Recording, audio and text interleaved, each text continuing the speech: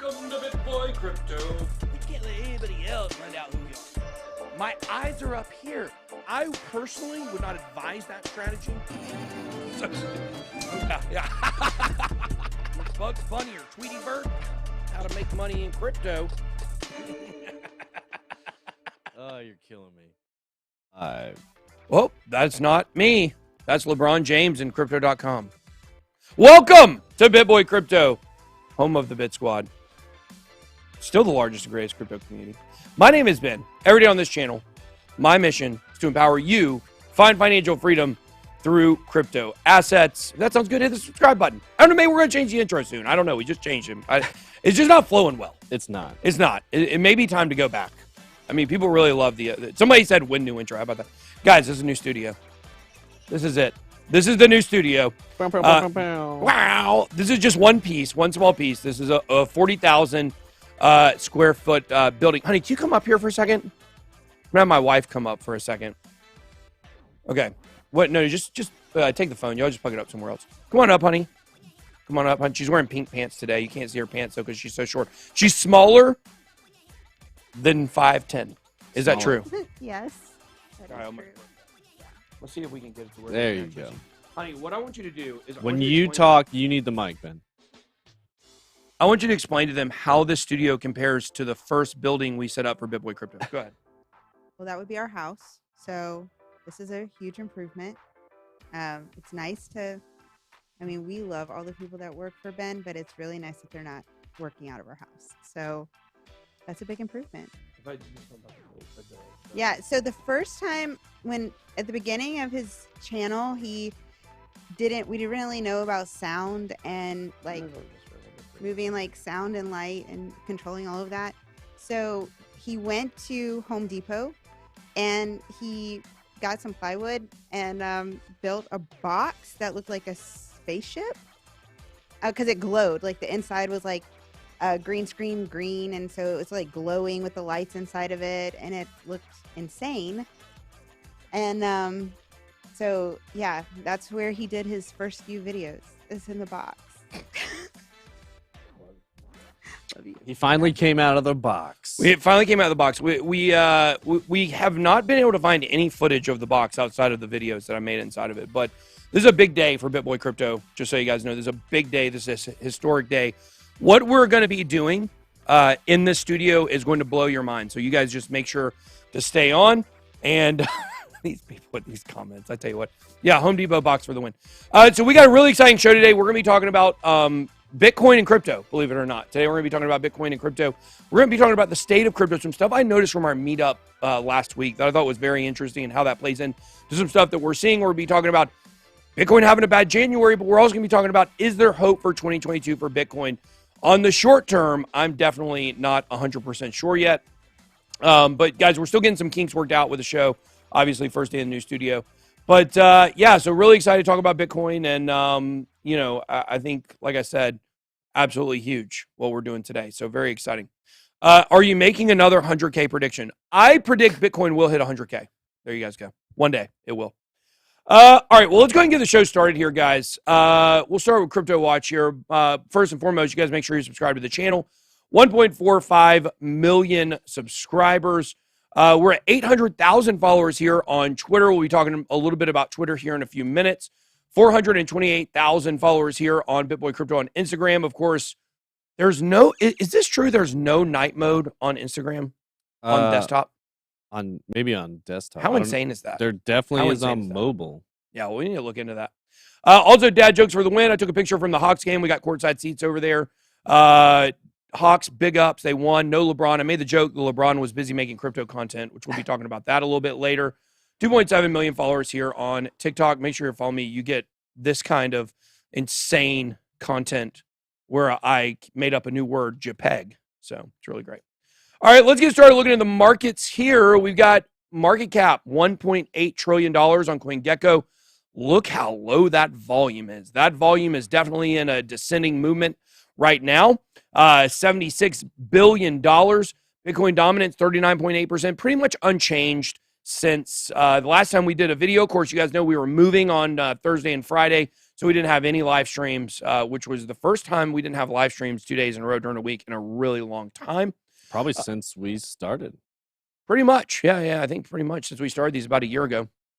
We got Bitcoin coming in $37,926. So inching up a little bit. It's down 0.3% for the last 24 hours, but up 4.5% for the last week. We got Ethereum up 3% for the week. As you guys can see here, it's coming at 2613. I don't know if you don't have a lot of confidence in the markets, Ethereum kind of at a place where maybe you would consider taking some profits here if you don't think things are going to bounce back. I pretty much generally think that, once again, I'm going to reiterate what I said over the weekend. I think it's about 50-50 right now on whether it goes up or goes down. And I know that's not really like super, affirmative as to which direction it's going to go. But I think that's realistic where we're at. We're getting a lot of mixed information right now. Binance Coin made a charge back up towards $400 over the last few days, but has settled still under $400. Cardano at $1.04, down 7% for the week. Solana still under $100. I mean, who would have imagined you could pick it up under $100 a few weeks ago? Izzy Boss with the $5 super chat. Thank you for that. New studio looking good. Terra Luna charged into the top 10, is now firmly at number 9. Avalanche fell out, down at number 12.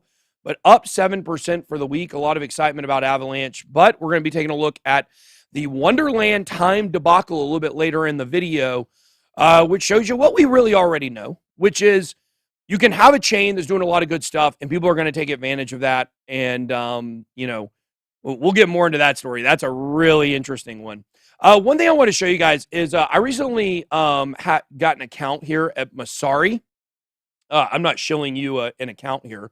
I have a pro account. I'm just not signed in right now. But I've been using this a lot for some of the research that we've been doing on the site or for the live streams in the morning. But one thing that's really cool is they actually have this, as you guys can see here on the left-hand side, they have these built-in portfolios that you can look at. And we're going to be looking at these, from various time to time as we do Crypto Watch. This is the Andreessen Horowitz A16Z fund. These are all the coins that are in their portfolio. Avalanche, Uniswap, Near Protocol. And it doesn't show you how much they own, I don't think. I don't think it shows you how much they own. But Near Protocol, Filecoin, Maker, Arweave, Cello, Oasis Network, Compound, Rally. This is one to keep your eye on in the next 2 years for sure, I believe. Keep Network. Chia, which is one I haven't heard talked about in a long time. Orchid, TrueFi, Handshake, and TrueBit. This could be a place where you could find some gems. You could find some gems when you got Andreessen Horowitz, putting money into some of these coins you never even heard about. So, yeah. How about those Falcons draft picks? I'll tell you what. Yeah, that Orchid one's interesting to me. I met those guys a long time ago at a conference, and they are very well connected into the space. It seemed very ahead of its time. It's a VPN that uses all sorts of sub routes and, like Tor on top of Tor through decentralized networks. It's very cool, but it seemed like an extremely niche person that would need it. But they got big funding, big listings really quick. It's interesting to see that Andreessen is big into that one. Yeah. So it's very fascinating. And there's plenty of more of these that you can look at here, which is really, really cool. So, and also, God, what was I going to mention? Somebody said something in the chat. Can you scroll up in the YouTube chat for a second? Sure. It reminded me of something. Oh, the Hamburglar. We got the Hamburglar costume. It is in. The next time I'm on Around the Blockchain with Crypto Face, we will be wearing the Hamburglar costume. So nice. that is happening.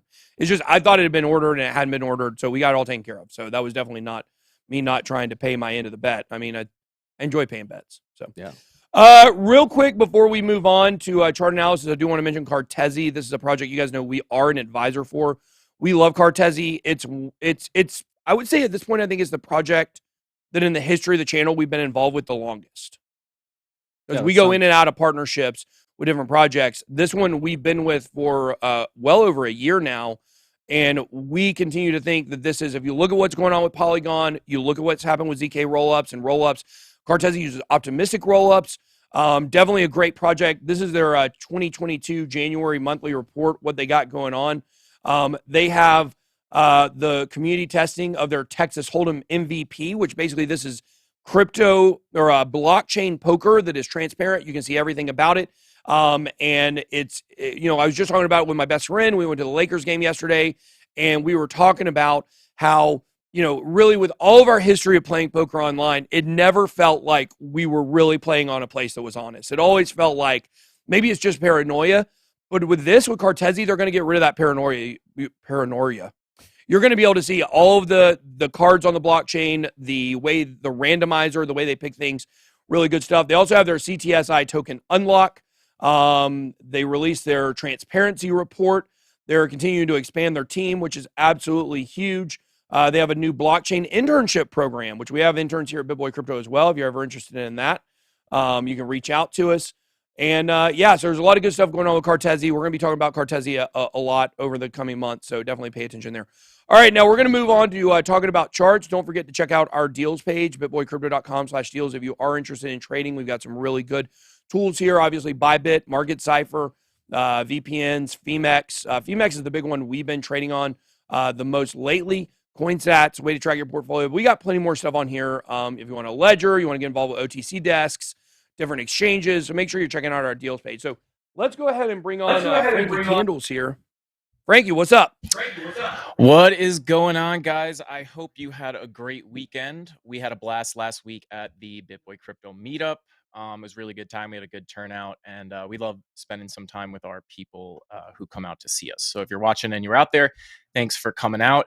But a lot to talk about today, so let's jump right into the charts here. All right, so taking a look at Bitcoin, let's start off on the weekly. Now, we do get to check in, once a week on our weekly VWAP, which if you do watch the stream, we've been keeping an eye on this weekly VWAP, which is this yellow wave down here. We are looking for it to cross this zero line right. Well, that was a sloppy line. We are looking for it to cross this zero line right here. And as you can see, it has curved up a little bit more, which is good news. We are looking for it to cross over because as you can see, every time, every other time we've seen it cross over, we do get pretty big moves to the upside. So that is what I've kind of been keeping an eye on long term. But until we do come up and cross that zero line, I am expecting, sideways or, maybe slightly bearish action. So let's move down here to the 4 hour. So hopefully when we get that weekly VWAP crossover, it could bring us possibly, we all hope out of this, giant downtrend that we've been on in the long term. But we're going to have to see how that plays out. Now, assuming that we might have some slightly bearish action or slightly sideways action before that VWAP crosses over the zero line, I don't know. It is feeling very bottomy, but I don't know if we're completely out of here yet. So, if you take a look here at the 12-hour or some of the higher time frames, you'll see these. Let me get my brush tool. You'll see, you get this tiny little momentum wave with the red dot. These typically, they tend to bring us down quite a bit. We had another one right here where barely peaked over the zero line. We got that red dot, and then we had, big downward action.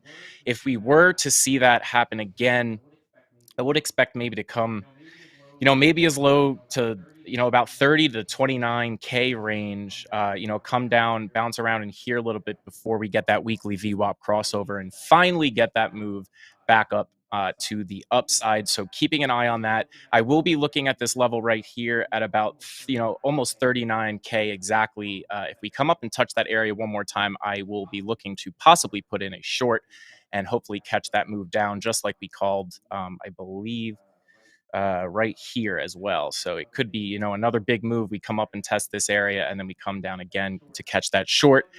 But, I am kind of feeling like that bullish sentiment is starting to creep back into crypto, but definitely a little too early to say. But like Ben said, I'm feeling a little more 50-50 than 25-75 on this as well. And if we do come down a little lower, that would play into our expanded flat correction where you have a price come up, bounce down, set a higher high, and then we come down to the 29K range, set a slightly lower low, and then we're off to the races. So I'm looking for those are some of the cases I'm looking to play out. All right. Well, I love to hear it. Definitely love to hear it. Sometimes I heard it twice, but I definitely think I think what you're saying here with a possible short, we're going to look at some information in just a little bit that I think is going to potentially validate that. And look that on the short term, we could see a pretty big drop down, much lower. But we'll see what happens. Frank, thanks for joining us today. We will check in with you later this week. Yes. See you guys later. Awesome. Okay. Well, let's go ahead and check out. There was something I wanted to say about what Frank said about that price. We're going to be looking at some of that price action. Oh, I was going to say, make sure to go on over to the BitBoy Crypto YouTube channel. Scroll down. Of course, you have to be subscribed to see this page. And you will see Frankie Candles right here, 307 or 3.17 thousand subscribers. Don't forget our BitBoy Bits channel. We got plenty of other channels. Look at New Money Gang. Yeah. Look at that, 46.7. Big climb over the weekend. So they're churning again. Yeah, I like it. I like it. People liking that metaverse stuff. Also, people love metaverse. Big shout out to everybody who came out to the meetup over the weekend or Thursday night, I guess, in Texas. That was the biggest meetup we've ever done. And as soon as we leave, shocker, we start hearing all this stuff about Texas maybe taking Bitcoin as legal tender. It was Arizona. Well, both. Oh, I didn't hear the Texas story. Yeah. Yeah, I meant to pull those stories up today. I forgot to mention it. We're going to be talking about the meetup here in just a second. That's definitely one place I want to I want to take us to here as we move into state of crypto. Guys, I keep saying this number over and over again. I want you guys to know where I'm getting this from. I keep saying that 70% of you came in last year. And this is where this is coming from. This is a Cointelegraph article. Where, well, it's funny. This is a bullfrag.com, but then they used a Cointelegraph picture, which is kind of funny. But 70% of crypto holders in the United States began investing in 2021. So this is not just a random number that I throw out there. And this is very important because it really speaks to the current ecosystem of crypto today and kind of the state of crypto, which is this. Most people are brand new. So we're going to see a lot more selling. We're going to see a lot more, panic in the market. We're going to see a lot less profit taking. These are things that will be going on over, the next year. And a lot of these people will probably, disappear out of crypto if we do go bearish. This was a survey of only 3,100 people, but, it is what it is. People are still, people are getting the message of crypto. But I thought this was a very fascinating story here or, kind of anecdote from Reddit. The cryptocurrency subreddit, where, as you guys know, I am their number one most adored person there in the cryptocurrency subreddit. They love me, almost as much as that guy that exclusively makes content about me on Twitter. But as a young adult, I view crypto as one of the only ways to potentially own a house or property in the future. And this is a young guy. And here's why people have that sentiment. They have this sentiment because wages are not really going up. Minimum wage going up, but average wage not really changed that much in the last several years. Inflation is robbing people of their money. And of course, housing costs have gone up considerably. Used to, I guess, I don't know, I'm just going to pick a random decade. I think in the 40s, maybe, random decade. You could basically work one job and you could support a family and you could own a house and have a stay-at-home wife, right? That was a real thing that would happen back then due to the economics of what was going on in the American ecosystem. But now that's not really possible. You can't have a middle-of-the-range job and be able to provide for a family of 4 or 5. This is very rare because of the insane housing costs. And, here in the Georgia area, the metro Atlanta area, we're actually much better off than a lot of places in the country when it comes to housing. We paid what we paid for this building, we would basically get a room for in some places in the United States. So, but I think this is a real thing. People are really in this place where, they are starting to understand that crypto is the way for them to get to the next level. Somebody asked me a really interesting question kind of about the overlords, the financial cartel. And they said, well, what if these people hijack crypto? And what if we go to some kind of crazy apocalyptic, great reset, kind of worst case disaster here? And what good is crypto then? Well, here's the thing.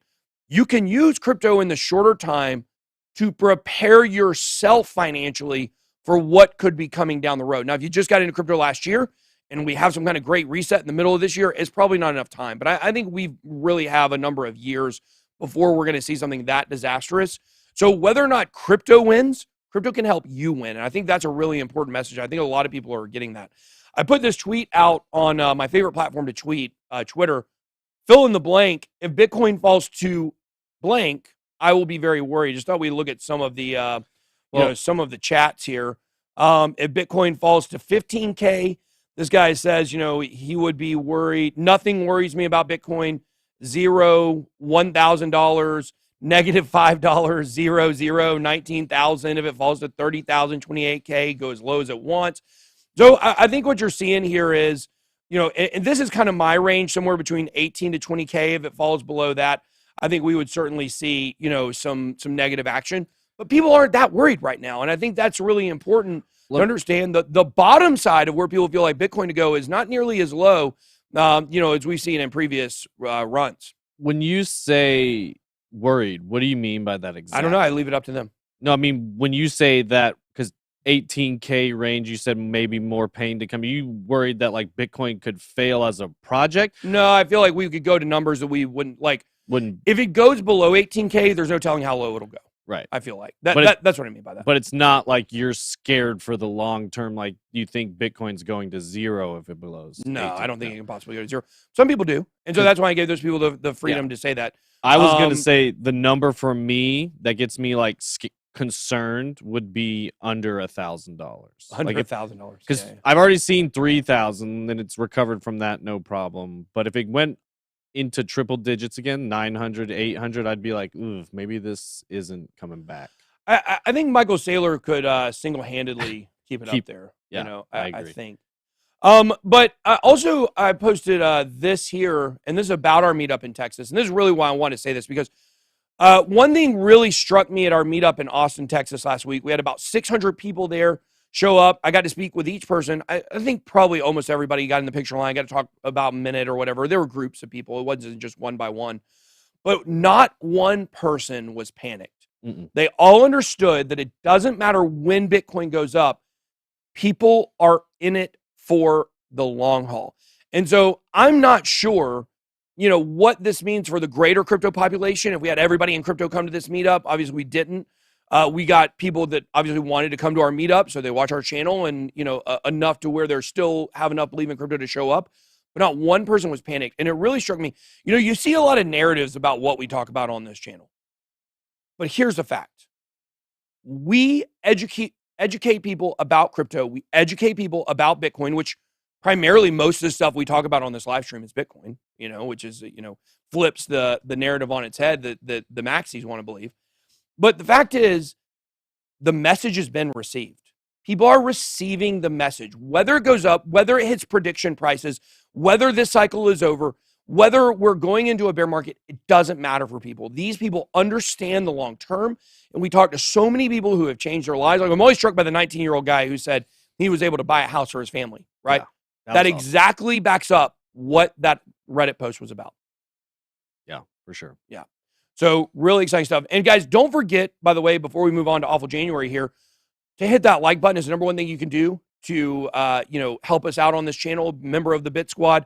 If you can't show up at one of our meetups, you can always like the videos. Had several people come up to me and say, hey, I like every single video. Yeah. So, that message definitely being received as well. We got 8,300 people watching right now. We've got 1,700 likes. We get that number up to about 4,000. That would probably help us. So stop what you're doing. If you're watching on mobile, make sure to X out of the live chat, hit the like button. It's a little tricky. Come back into the live chat. If you're watching on smart TV, bottom left-hand corner screen, more actions, more options, and then make sure to hit react and then like this video. If you want to dislike the video, that's fine too. It helps us out the same, but nobody will ever know. So, yeah. Okay, so guys, the price is down 20% so far in 2022 after the worst January since 2018. I don't tend to buy into this whole thing where it's like the months matter. I tend to think the months don't matter as much as people because the Bitcoin cycle is on a multi-year cycle, not necessarily a year-over-year cycle. And not exactly a 12-month year over year either. It's Yeah, more like exactly. 10 and a half, 11. Right. So January gives no relief to hodlers, but it's been 8 years since Bitcoin had a double-digit red February. So it's a little hope for February. I don't know what February and March are going to be like. I feel like we're seeing, probably some sideways action, but Bitcoin is heading for its worst January performance in year. On-chain analytics research CoinGlass. That is, you know what CoinGlass is? What's that? It's ByBT. They rebranded. Oh, really? Yeah. So when you see CoinGlass, you remember how it was like so close to ByBit, but it's not Mhm. ByBit, it's ByBT. They Mhm. rebranded to CoinGlass. I'm glad they did that. I think Yeah. it's Smart. It's good. But anyways, it shows January 2022 to be the least profitable since the peak of Bitcoin's last halving cycle. However, investors are still waiting for a blow off top. Guys, this may come, it may not come. You cannot count on this. We're 100% sure. So when you see prices go up, you need to kind of be thinking, should I take profits? Or do you think it is the start of something longer? Will Bitcoin see a rare red February? And I got to say, I don't think we are going to see a red February. Even if we are going into a long-term bear cycle, I think we'll get some relief in February at least. So we'll see what happens, especially with the Fed rate hike coming in March. We basically could go up in February, back down in March, and then April could be the telltale month. Let's see here. It says historical figures show that January is conversely a green month for Bitcoin. 2021, by comparison, delivered gains of more than 21%. That would have been last January, of course. That can be said for November and December, making this year especially painful for bulls. The months have the traditional months have been kind of flipped on their head, okay? The months that should have been bearish, they were bullish. The months that should have been bullish, they've been bearish. So something to definitely check out there. Here is an actual graph here. I think somebody posted it on, no, that is not true. It says Bitcoin USD gained nearly 37% in 4 weeks. And this is the all-time chart for Bitcoin month by month. A lot of red, a lot of green. You can look and see, a lot of these numbers are really huge in the green. 25, 30%, pretty common in the red, kind of at the peak end. Whereas on the greens, you get, here's a 61%, 30%, 35%, a lot of 30% here, a 52% in 2017, a 65%, 47%. God, 2017 was way better than 2020, than 2021. Yeah. I mean, look at 2021. It was as bullish as it was 50% red, 50% green. Mm-hmm. If you look back at 2017, it was 75% green. More indications that we just didn't see the blow off top, but it could be coming. So, but I also don't want to be like, this, the boy that cried wolf. Blow off top is coming. Blow off top is. It may not come. We may not get it. There may not be another run. I'm feeling 50-50 at this point. So it is real quick on that chart. It is encouraging to look, February and October, like you said, month over month isn't always the same, but just historically, at least, almost all Februarys except for 2 were green, and then same for October. So yeah, could be something.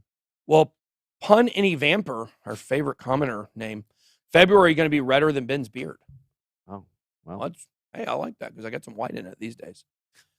I was, the white in the beard has exploded. I don't know if people know that. Should I just dye it all goth black? So you got to. Should I go emo on the channel? Sure. Yes. I'll leave. Wait. Well, Morgan said yes, I think. Yeah, you forgot to move to awful January. We're now in. You can keep on awful for January. Just keep on that for a minute, actually. 51K. Yeah. Now, guys, this is possibly some reasons. I got to give you some reasons to believe, or I got to give you some evidence that, guys, we could be about to see a massive dump. Now, how low is that? I don't know. Does it put us back to 34K? Does it put us below 30K? I've got Carl on the channel today at 3 o'clock to, discuss, that. But this is not good. The last time we saw this much money flow into the exchanges was before we saw a very large dump on the market that pushed us all the way down to, I think, $41,000 when we were at like 48 or 47. So 51,000 Bitcoin just moved onto Binance today. Are we getting dumped on? Usually that is what we see. I'm not saying that's going to happen for sure, but definitely something to monitor. Now, here's the thing. Some fairly heavy whale buying over the last week. Very interesting. This was a post from Will Clement. who I want to have on the channel here pretty soon. By the way, I did reach out to Blockchain Backers, so I'm waiting to hear back from him. We're going to have George on later this week or maybe next week also. So the shirt's too small? The shirt's definitely not too small. I should do that TikTok meme where, look at that. Look at that. Anyway, some fairly heavy whale buying over the last week. Very interesting. Now, I want to show you this, but I also want to show you a response to this tweet. It says, very interesting, whale balances. And here you can see the price of Bitcoin in black. And in the green here, you can see the number of whale addresses. And you can see they have seemed to have had a local bottom. And they're now moving back up, peaking the highest that they've been since before this massive run up for Bitcoin at the end of last year. But here is Crypto Jack. I don't know Crypto Jack. Seems like a nice avatar.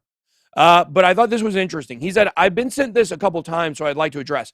I'm not seeing the same increase in whale wallets. Perhaps my data is delayed. Even if we do see the signs, here's a reminder of how 2018 bottom played out. Wallets went up while price went down for months. And I think that is very important. It basically just overlays the charts here. I think here's the thing. You got to take everything with a grain of salt because we've been used to seeing everything in an uptrend and a bull trend. We've been used to looking at indications and saying, oh, see, this happened then. This might happen now. But if we were in a bear market, things are not going to play out the same way. So, basically what happens is people forget over a 4-year period, that you can't, year over year or 6 month over 6 month necessarily track what Bitcoin is doing. So we'll move on to the hope for 2022. I do want to mention this. This is sentiment. Here's the what was trending on social.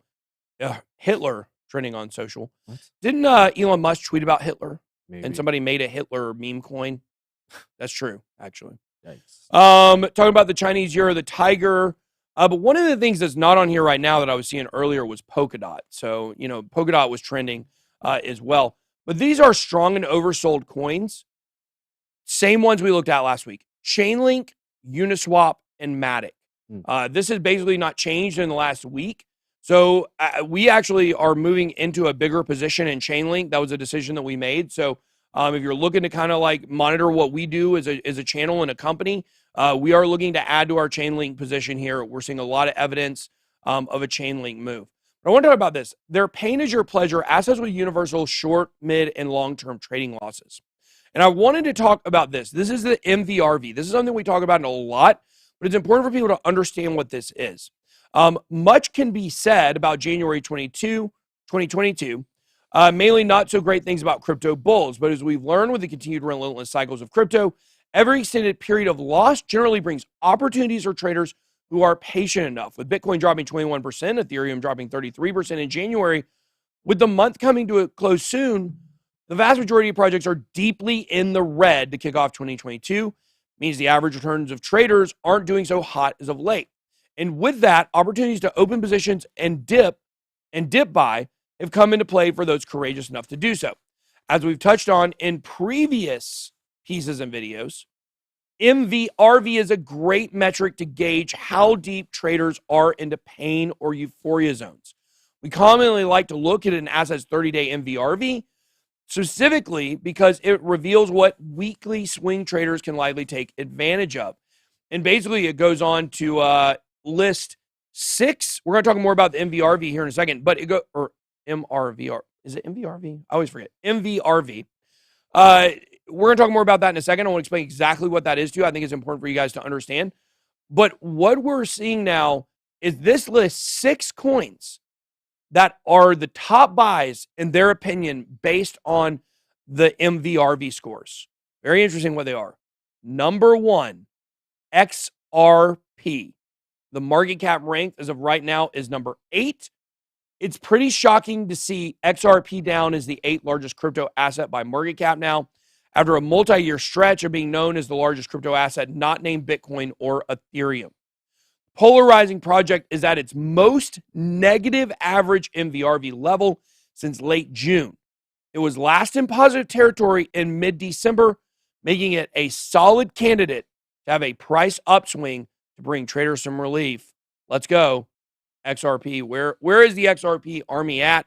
Here is some good evidence for you guys on why XRP is a good buy. I'm not the only person who says that. When beards finally no longer in fashion? Is that a question for real? Guys, It's going to be a while. beards are makeup for guys. Yeah. I don't know if y'all know that. This is how we look better. If I shaved this beard, you would all run away in horror. We'd have 0 subscribers by tomorrow. Yeah. The best image for that is James Harden with a beard versus James Harden without a beard. Exactly. Anybody without a beard. Now, if you can't grow a beard, I'm sorry. Compound coming in as one of the 6. GRT. Loopring. Loopring could be a big buy. Uniswap on our strong and oversold list. Aave absolutely crushed over this little mini bear market. So very interesting to look at that. Now, I want to go over what this MVRV is exactly. Okay. And real quick, just wanted to point out something that all 3 of those have in common. They're all established. Yep. All have very high use, a lot of volume on their product. And they're all massively down price-wise, been crushed in the recent. So that's, if you're assessing things not for yourself, that's kind of something you can draw out of that too. Looking for strong projects with strong ecosystems and volume being used, and price suppression is a really good formula for finding good buys.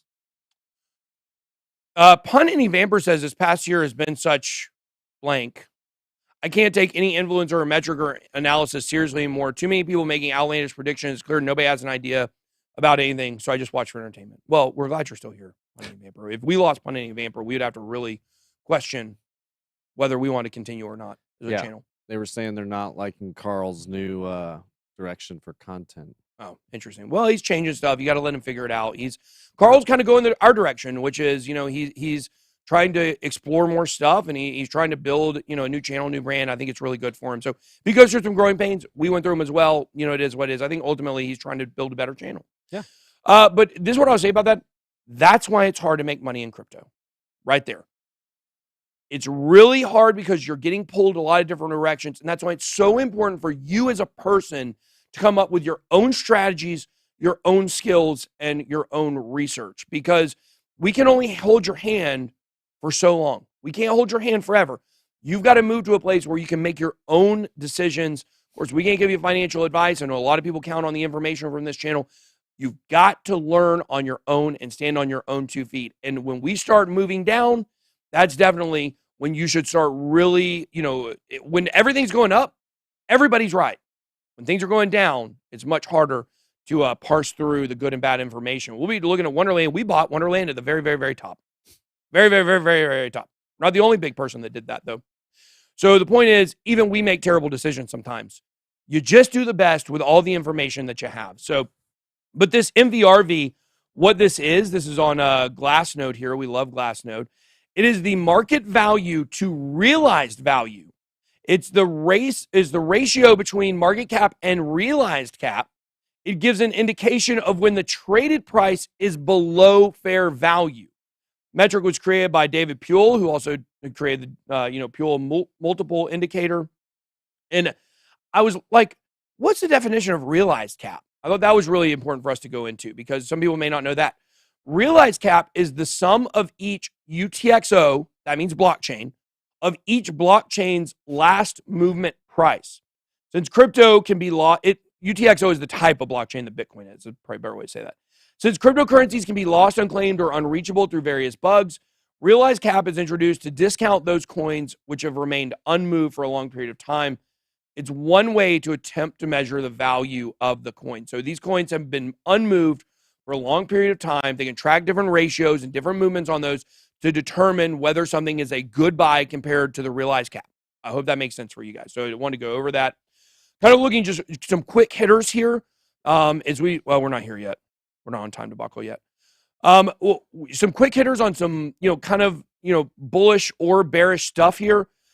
We have this guy, or CryptoQuant.com released this, where they are showing that out of 5 indicators they use to determine whether the market's going up or down, 2 are going up, 3 are going sideways or down. Supply demand going up. You can see green, green, green. Technical oscillators, you can see the MACD is down, but the CCI and the momentum are up, but then you've got a lot of neutral ones. Whale accumulation is up. We already talked about that. Market sentiment That seems to definitely be going sideways right now. On-chain indicators, no significant changes in on indicators in a weekly time frame. So there's one. We've got this one here is the bottom here, additional sign for a short squeeze to 46, 47K. This is another reason why we've told you that, 46 to 47K is a place you may want to take profits. If we head back up, it's kind of the swing point. If we get above 46, 47, we are probably continuing an uptrend. If we hit that and come down, then, that could just be a relief rally. So be prepared to take profits. If you guys, want to do that. If the new bull is not mistaken, Bitcoin at 34,000 could be considered the bottom zone for a new bull run. So very interesting here. We've said 34K is a very strong level of support that we definitely need. And here's another article talking about the bottom is closed. So there is a lot of stuff. Generally, my feeling is since we saw this inflow to Binance, we got CryptoFace saying it's probably going to dump.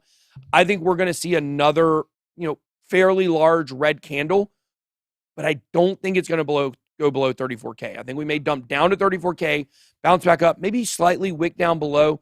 Definitely not go below 33K and then continue the upward swing. But if we do drop below 33K, then guys, we're setting new lower lows. So definitely something to keep in mind there. All right, so let's talk about this Wonderland time debacle. Now, I want to be very clear on this. We put money in at the top of this and Olympus DAO. We made videos about them at the top. Those were obviously do your own research videos. None of those were promotional. We certainly have. I've never talked to anybody with Wonderland, but the DeFi on Avalanche was exploding. We felt very good about it. We love the Avalanche chain. Felt like everything on Avalanche was doing phenomenal. I also told you guys the story of my Moonswap experience, where I learned the lesson of this.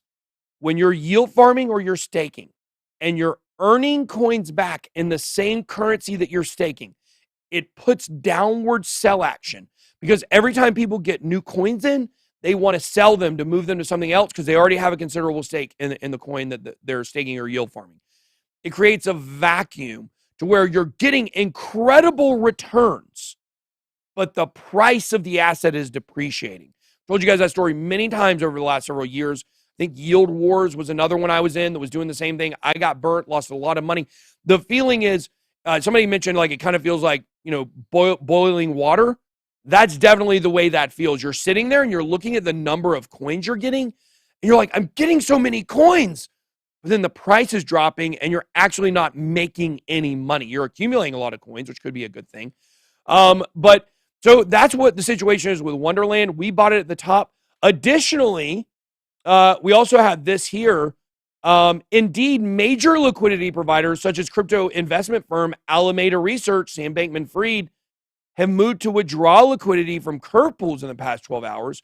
On-chain analysts noted that Alameda unwound a $500 million position on Thursday evening, and the amount of liquidity in the UST mempool on the Ethereum mainnet is halved.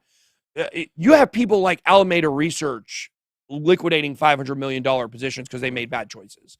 So the point here is you do the best you can. You try to pick winners. Sometimes you end up in a disaster. We do too. We feel this pain also. I'm to the point now with Wonderland where we're not even trying to sell it. We're just like, you know what? We've lost like $95,000 out of $100,000 on it. We're just taking the loss and we're moving on. Eventually, a lot of these projects, they do end up getting a relief rally. Even dead projects at some point will get a relief rally. People try to sell some liquidity. At that point, that's where we're kind of at. This is not a project we want to be in long-term by any stretch of the imagination. But we've basically taken such a big L with it that we really don't have, much we can do here. So let's talk about what actually happened.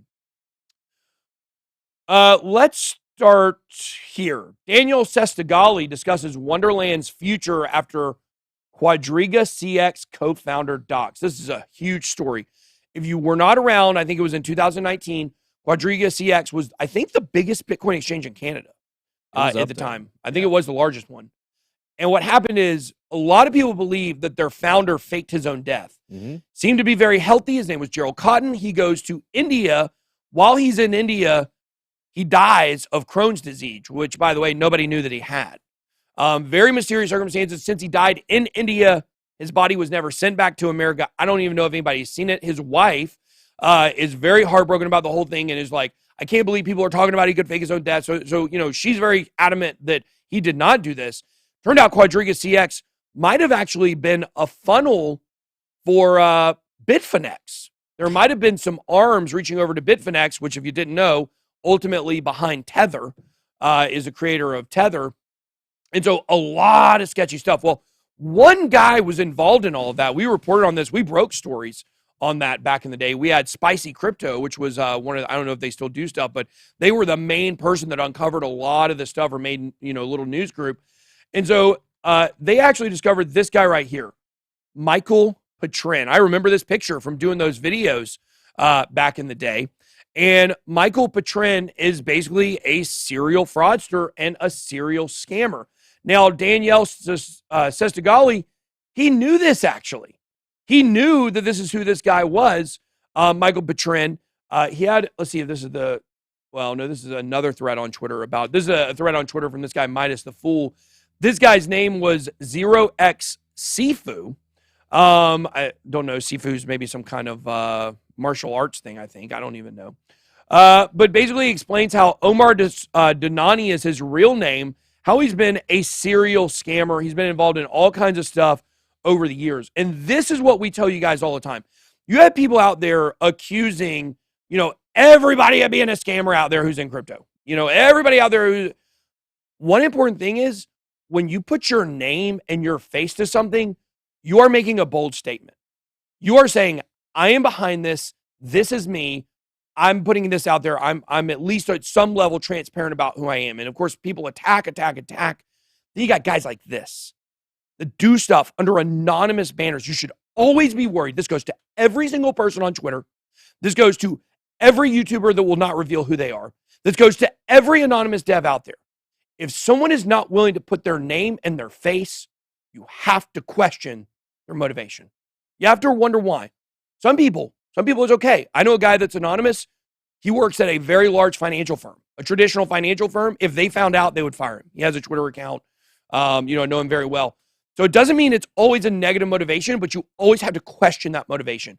Almost every single one of these rug pulls are done by a combination of about 4 guys. It's about 4 guys. It's like the Turkish bot impersonators that, go all over Facebook and YouTube and Twitter. It's one mining farm. It's one bot farm in Turkey and one in Nigeria that is doing 95% of all scams in crypto. Okay. These people are notorious for doing this. And this guy, you know what Omar Donani will do? If he's not held accountable for this, he'll just move on to the next one. He'll move on to the next one and he'll become anonymous and create a new account. The thing is, with this guy and this whole Wonderland thing, Danielle Sestigali, who I believe is technically their CEO, he knew this is the guy that it was. Now you have to question what he knows and what his motivations are. He made a comment basically saying, well, it's not fair that he did this one scam and now all of a sudden he can't change his ways and get back in crypto. That's not the way it works, right? Like, yes, you want people to have freedom to recover. I mean, I can speak to that from drug recovery myself.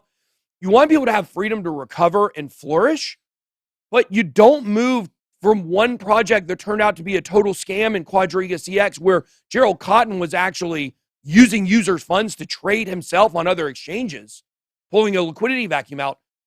You don't immediately let this guy create another project or be involved in it. That's asinine. That is insane. And to be able to defend that and say, well, everybody deserves a second chance. Yes, he deserves a second chance to be able to be involved in crypto, like invest in it and be like every other retail investor out there. He doesn't deserve another chance to come on and create or be a pivotal role in another project. That's stupidity, okay? That's stupidity.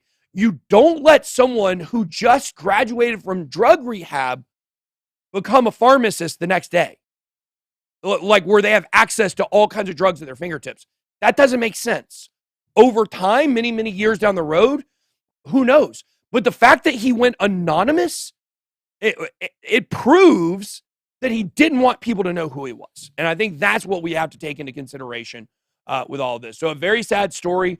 What's happened? The point here is this, is now Wonderland co-founder throws in the towel on Beleaguered DeFi project. This just broke over the night. The debacle has caused a lot of ripples. Wonderland co-founder Danielle Sestigali, tweeted that the Avalanche-based reserve currency experiment is coming to an end. He added that the divided community means that we've failed. The vote to save or wind down the project came after Sistogali had asked former partner in Wonderland Treasury head Michael Petrin to step down late last week. This is after he defended him. They put a poll on the Wonderland channel, and they said, how many of you are, want to stick by him and how many want to turn him over? 85% of people want him gone. That shows we don't want this guy involved in crypto. But you know what he's going to do? Let me tell you what he's going to do. He's going to change his name. He's going to create a new account. He's going to get involved in another anonymous project. You got to be extremely careful with that. Even if you have one person on a team that's anonymous, you got to wonder, why is that person anonymous? And like I said, it's not always a bad thing, just like why people want privacy in transactions. Not always a negative thing. People aren't always buying drugs. Some of them are. And you have to question why people want to be completely anonymous. And that's very sad in a world where, we want people to have privacy, but you also don't want people to be able to perpetuate the same scams over and over and over again, which is what this guy has done. So that pretty much wraps up the Time Wonderland, debacle here. I'd want to make sure you guys, want to put this to bed. We had done videos on this before. We had talked about it before, quite favorably because of the fact that we were getting good returns on that stuff. But I always make sure to mention, the vacuum that happens in a lot of yield form. You got to be careful. Sometimes you got to take the L and you got to move on. Somebody said he looks like Jafar. That's actually accurate. That's pretty funny. Accurate. So mining over. Oh no. Mining over. Well, I think this is an important story here. Now, this is just an opinion piece here from Dominic Shiner on Cointelegraph, who may or may not be a real person. That's the thing that you don't know when it comes to these Cointelegraph people, is some of them are real, some of them are not. But I really want to address this because of the fact that a lot of to-do was made about this video where I talked about Bitcoin would eventually have to move to proof of stake.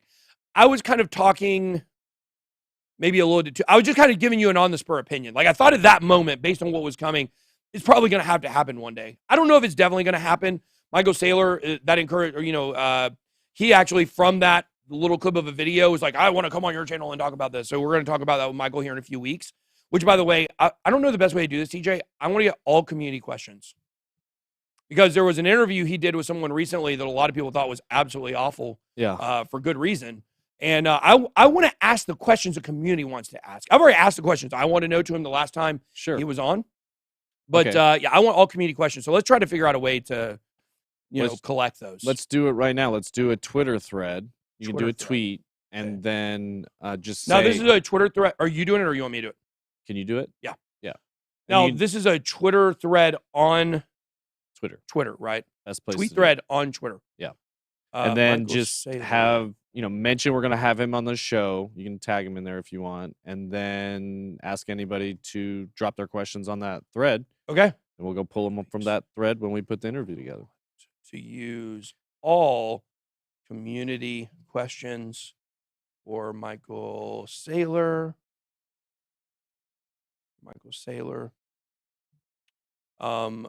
Make sure to drop the questions you want me to ask down below. And hashtag ask Mike. Let me put that the downward thumb thing. For some reason, people really love that downward thumb. Where's it at? Just type thumb. It's right here. Man, but that looks negative.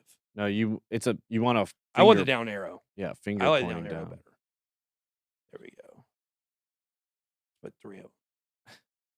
Hashtag ask Mike. Somebody said Hashtag Bitcoin. make sure you call him Mike a lot to his face, they said. He doesn't like that? I don't know. If he doesn't, me and Michael are cool. If he, I know like he didn't laugh that much when he was on my channel, but I'm cool with Mike. We're cool if he together. doesn't like that, we won't say it. But there we go. Okay, so you guys make sure to head on over to Twitter. Make sure to follow me on Twitter and ask those questions. Definitely want to know. But anyways, the point here is going back to this, is that a lot. That's like 25 words a minute. I can do 50 or 60. Okay, y'all chill. I don't one finger type. Y'all 96 words a minute. You can do 96. Pretty close, yeah. Right now, as of this moment. Probably. When's the last time you did a test? It's been a while. So when I was in high school, I was the fastest typer in the entire school. Yeah. I could do 120 words a minute. I can do around 9. I did 90 within the last year. Last time I did. It's pretty a test, impressive. but I think I can do like 60, 70, 80, somewhere around there. Yeah. I'm not as fast as I used to be. I mean, TJ, when you get to be my age, Things slow down a lot. things slow down. But the point is, a lot of people attacked me over this. A lot of the Bitcoin maxis attacked me. I'm not the only person that thinks this. And it is important for people to understand Bitcoin can switch to proof of stake. That's what I was gonna say. It is possible. Yeah, you were talking. It got taken out of context Absolutely. because you were mostly just telling people it could change. There is a scenario where the Definitely. Bitcoin network can change if consensus is achieved. Now, there's a low likelihood that they'd move away from proof of stake, but it is or proof of work. But And the reason for that feasible. would be because the Bitcoin maxis, which run a lot of the network, are just so adamant they're not going to change it. But this year says crypto mining won't survive another round of environmental legislation. There is a scenario to where there are countries around the world, a vast majority of countries, let's say, and then not only that, but those countries then use their arms to reach down to lower countries to totally change Bitcoin mining. It is possible to basically legislate it out of existence. Yes, there can still be people that will be mining Bitcoin out there. Like as long as you have a computer or in a rig, you can still continue to mine. But at some point they might stop and say, well, at this point it's not profitable for us to do it anymore. They can tax the heck out of these companies. There is a scenario. Basically, there's all kinds of stuff that this lays out. Commitments to climate action push mining to the fringe. And this is the question that you have to understand. Or I want to know the answer to this question. Do you believe that the cries of climate change will get softer or significantly louder over the next 10 to 20 years? Louder. Way louder. Here, we'll put a Way poll louder. on Twitter. Or put it on YouTube. There are Yeah. actually people out there that I know that are in Hollywood that have told me that they cannot disclose certain projects that they're involved with because of carbon footprints. We're talking about things like an NFT on Ethereum that uses almost nothing when it comes to carbon footprint. They're afraid to even say it. That's how loud the cries are around climate change. So, I definitely think that, this is something to consider. Check out this story on Cointelegraph. We're running out of time, so I'm not going to go too much more into it. God, we're way behind today. Yeah, way. But I think it's definitely something to think of.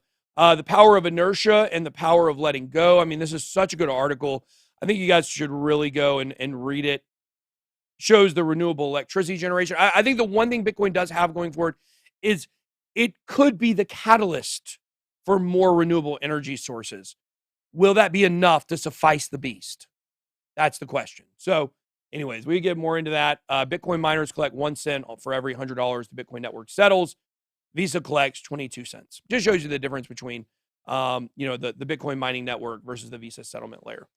Real quick, let's do this sponsored mention here for GamesPad. Looks to empower GameFi developers with its new ecosystem. You can read about this here on Bloomberg. It is just a press release. It's not like investigative journalism by Bloomberg. I don't know if they paid for this or not. It just says press release. So I think that this is just a press release, not a sponsored press release. But anyways, the point here is GamesPad, a new gaming ecosystem aimed at solving some of the biggest problems in the GameFi space.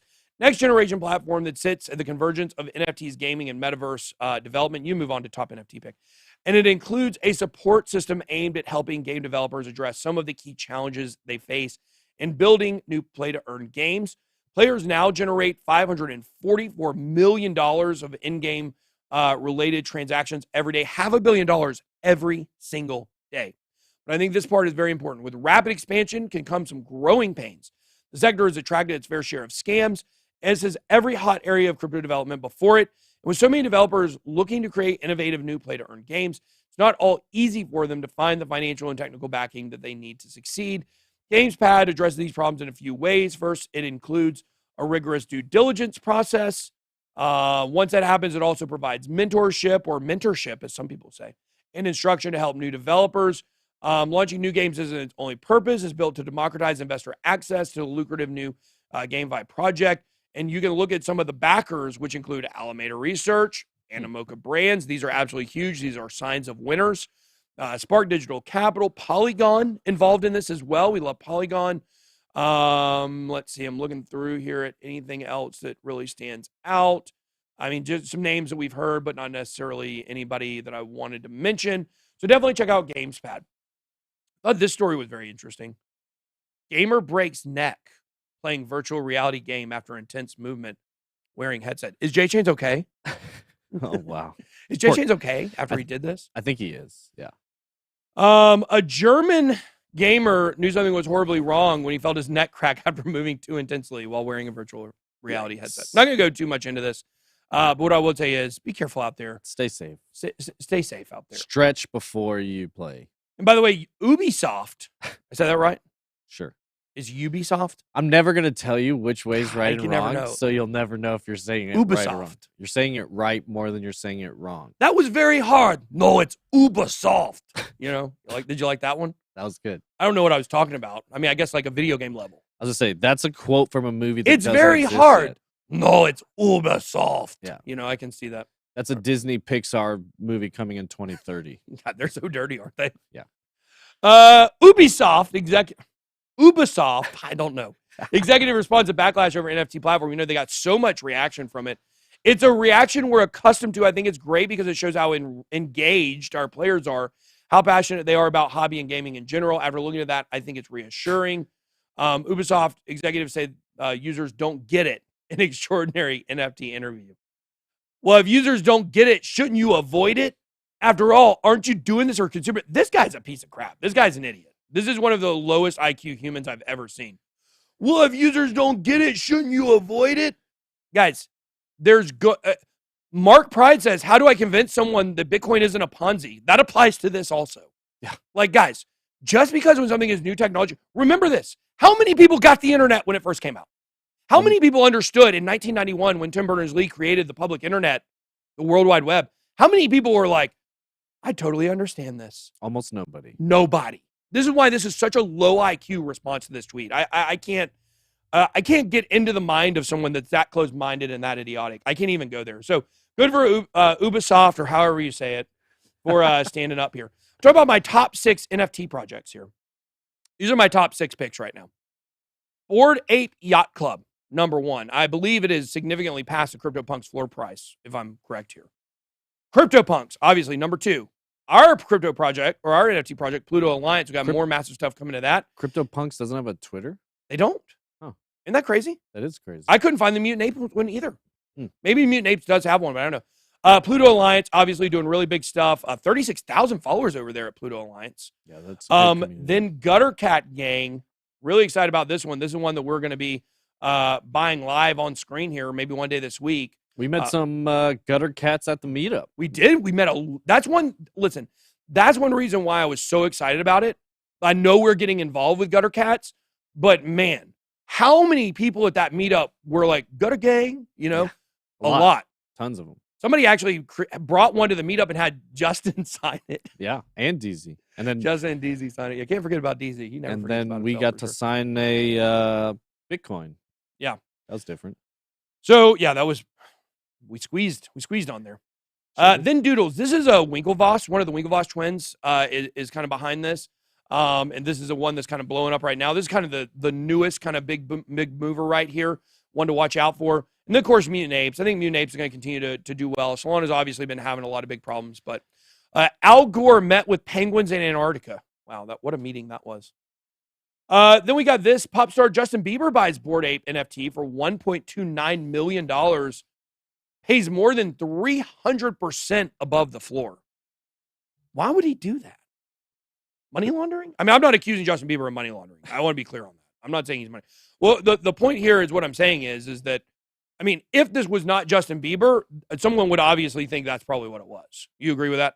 Yeah, unless, what does it say, he paid higher than the list price of that particular punk or of the floor?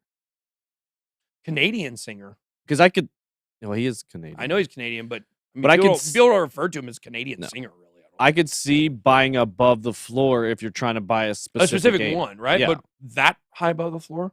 Well, if that's the one that, if he wanted one that looked like it's 3001. Floor price 104. He spent 500. Means he paid a whole lot more than the market estimated that one to be worth. Okay. So yeah, definitely want to be very clear. I'm not accusing him of doing that. I want to be very clear about that. What I'm saying is, if this was not a celebrity doing this, and we just saw this, like this person paid this much above the floor price, I think that's what you would probably think. I think the most likely scenario here is that there's something about this one, like you were talking about, that he really wanted. So what is it? I mean, does that look like Justin Bieber? It's like the plainest one. I don't know. It may be the plainest one. It might be the It might be. plain one. Because I don't know if people have seen ours. I don't know. Is ours still on that Unifty gallery? I don't know if we pulled it off Unifty or not. Let me take a look real quick and see. Come on. Gallery. Yeah, it's still on here. Nope, we took it off. We took them off. No, they're still on here. You can see them, but they're not. I don't know why it said 0. Here's ours. We've got maybe the most elaborate. What's on his eyes? Coins? He has like a space cowboy vest, monkey quarters on his eyes, an O face, and bunny ears. We call him the Easter Bunny. Yeah. So, of course, we got a couple mutant apes, and then here are, I don't have our CryptoPunk plugged up here or whatever. We're working on a gallery to show all of our NFTs. Yeah. So we're going to be working on that. So, but yeah, so there's that. Here's the last news here. Okay. OpenSea has flipped Uniswap as the #1 most used product on Ethereum. So that's really, really big news. That is big. So check that out. All right, so let's move on here. These are just crypto quick hitters. Obviously, first one is LeBron James. Crypto.com team up for blockchain education initiative. Press release published Friday. 3-time NBA champion. Is that right? He's only won 3? 1, 2. Didn't he win 2 with Miami? And 1 with... He's 4. He won 2 in Miami, 1 with Cleveland, and 1 with LA. They won the bubble year in Orlando. So unless I don't count that one, but he's definitely won 4. So I'm trying to give LeBron James his due. LeBron, I would love for you to come on the channel. I'd love for you and Tom Brady to come have a crypto forum with me. So he won 12, 13, 16, and 20. Hey, I know my sports. What can I say? He will partner with Crypto.com to support educational and workforce development opportunities based on Web3. It sounded like to me that he was going to be involved in making some of this content. It's when I read the original thing I saw about it, it made it sound like he was going to, be doing something similar to, I don't know if you think about that really simple Coinbase content that they do that's educational, like a quick 5-minute video, made it sound like he was going to be doing something like that. So it might be pretty interesting here. So they're very excited about it. Other stories, there's a plan to put Bitcoin inside of a mouse. What? Inside of mouse DNA with a genetically engineered virus. Why? I don't want to go more into the story than that. Cardano DEX ADAX goes live as one of the first DEXs on network. So pretty big news for Cardano there. Sunday Swap, now they got ADAX. Or wait, what was it called? Is that right? ADAX. That's right. Project that we have talked to in the past. Oh, this is an interesting story. Engineer hacks his own Trezor wallet and recovers $2 million in lost crypto he forgot his passcode and seed phrase for. He basically figured out how to use electricity to get into, basically use voltage to somehow shock the information from the Trezor over to his computer, was able to parse the database and get access to his seed phrase. That's wild. Since then, Trezor has said they've now fixed that. I would hope so. So good news for him, but obviously hackers aren't going to be able to use this in the future. So look, for $2 million, I probably wouldn't go through that much trouble, but there definitely would have been a time when I would have. I mean, to be coming up with like Frankenstein experiments, try to get in, I'd be too scared I'd damage the device, Yeah. SEC approves block stacks for blockchain settlement on traditional markets. So that's pretty interesting. Wait, is that not Blockstacks? No, that's the Boston Security Token Exchange. Excuse me. I thought that was Blockstacks. Because, Blockstacks is actually really involved. They did one of the first, I think it was like Series A security offerings. Stacks was originally offered as a security through the SEC. It was the first one to do that. So I thought that's what it had to do. But no, this is not true. SEC approves the Boston Stock Exchange for blockchain settlement. So pretty interesting. Not what I thought it was. Here's a guy who flooded Bitcoin. Blockchain is just a database without crypto. Yeah, that's why we need crypto. It goes along with blockchain. Basically, the reason for that just so people understand, the reason why you need crypto, you need a value proposition when it comes to a blockchain, is for motivation, for the security of the network, and for people to have the incentive to send the transactions. So you need a value proposition with blockchains. That's what, the maxis won't tell you. UNICEF calls for child safeguards amid mainstream crypto adoption. I've always said, I think, children are the most unprotected people on the internet, period. We need ways to fix that. So we'll see what UNICEF, has to say about this, how they plan to fix that. Last story, the Democrat Party, this is not in America, I think it's Thailand, correct? Thailand calls for crypto trading to be tax exempt. So, I usually like my countries to win or lose, but in this case, it ties. All right, Q&A. Let's do some Q&A. This is for our buddy Pun Any Vamper. He said he had to leave, but wanted to ask this so he could watch it later. Yeah. Do you think Tom Brady is really retiring, or is it just a brilliant marketing tactic for his upcoming NFT release? Number one, Tom Brady, I would love for you to come on my channel for an interview. Like, that's number one. I think if you are retiring, you're going to have more time. We're the largest American crypto YouTube channel. Would appreciate you coming on the channel and let's talk about crypto. It was, no setups here, even though you did beat the Falcons in the Super Bowl. I am glad you're retiring. Falcons never beat Tom Brady one time in his career. Very sad. But what I will say is I believe that if Tom Brady were to come back and not retire at this point, it would be similar to what we saw with Brett Favre, where he just goes back and forth on the decision so many times. I don't think he would pre-plan to say he was going to retire without retiring. That kind of goes against, who Brady is, I believe. So I think he is retiring. I think there's, I would say, a 99% chance he's retiring at this point. But there's always a 1% that we could get a Brett Favre situation where he just can't deal with retiring. So who's your pick for the Super Bowl champ? I'm going with Rams, Matthew Stafford, Georgia Bulldogs. I think he would be the only Georgia Bulldog quarterback to win a Super Bowl, I believe. Maybe somebody can correct me on that, but I think that's true. So I'm pulling for the Rams. At this point, me and my wife are going, so very excited about that. This is the Super Bowl I wanted. Like, once we got to the final four teams, I would prefer, like, the Titans were who I was going for originally on the AFC side, but, definitely Matt Stafford, Rams, like to see that. I like Cooper Kupp also. Some people call him a poor man's Jake Paul. Poor man's Jake Paul, for sure. Have you ever noticed how much he looks like Jake Paul? Now that you say it, I can see it. But of course, we have friends on the Rams. Taylor Rapp, who came on the channel. Oh yeah. Safety for the Rams. I think he's injured right now, but or he at least missed 2 games ago. I don't know if he played yesterday, but Taylor Rapp, friend of the channel, did some NFT stuff with us last year. So pulling for the Rams. All right, Robert Salazar with the super chat. Thoughts on Blocktopia? We think. Look, I like Joe Burrow too. I see people saying that. I'm not counting Joe Burrow out. I'm just cheering for Matt Stafford. That's all. Blocktopia, we think it's really good. We've done some content with them in the metaverse. We like Blocktopia. I think that they have the most, I'm going to say this again, I've said it many times, they have the most potential in metaverse right now. From where they're at to where they could go, the most potential doesn't mean that they're going to actually realize it for sure, but we definitely love it. So make sure you guys smash likes on the way out. By the way, we got almost 4,000 likes. I know we can get it over 4,000 before Q&A's done. But we would love to get that up to 5,000.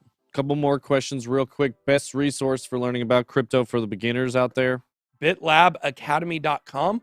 You guys can check that out. That is our platform. We're always adding new videos. We're going to put a lot of yield farming, staking, DeFi content over. We had a lot of good suggestions for content as well for the Academy on the last, at the meetup. And we get this question all the time. Will the bear market help or hurt NFT market? Will people move gains in NFTs or run into cash? I think people will move money into NFTs.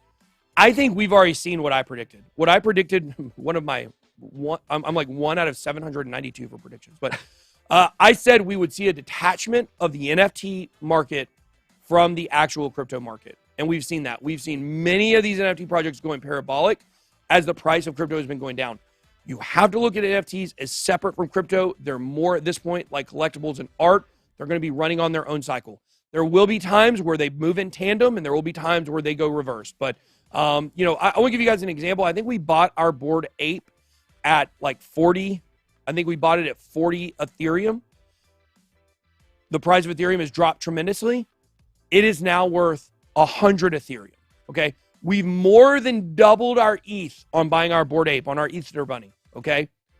However, it's only worth about $20,000 more because the price of Ethereum has dropped so much. So US dollar value, actually not that much different, but the accumulation of the ETH, much, much different.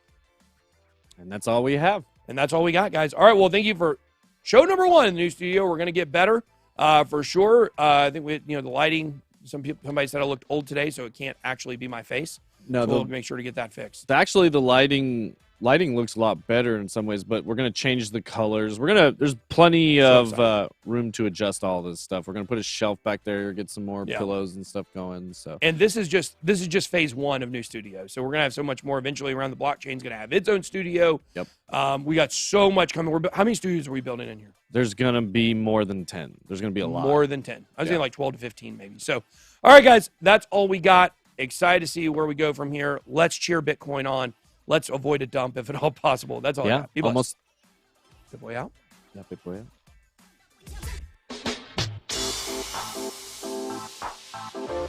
out.